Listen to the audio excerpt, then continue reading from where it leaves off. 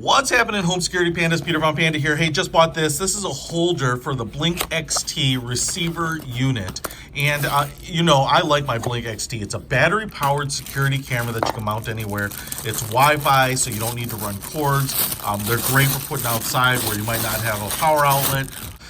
What you have are the cameras that you set up, and then you have this wireless receiver unit. Not exactly entirely sure what it does is it manage the signals and then routes them to the router, something like that, but you need them.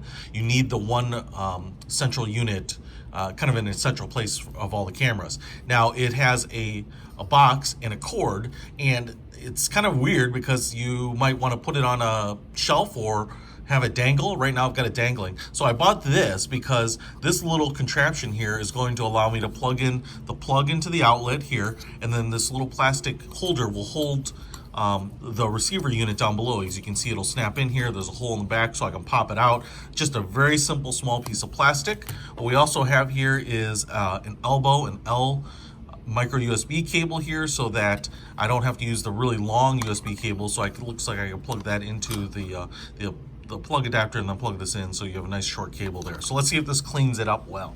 So the first thing I'm going to do is plug the charging block in, and I'm going to actually put it so that the tab in the USB hole is up the top. I think that's going to help me here. Then I'm going to hang the hanger over it like this.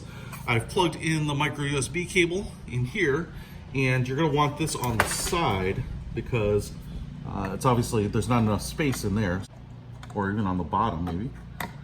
There we go. The bottom is where you want it, and then I can plug that in there.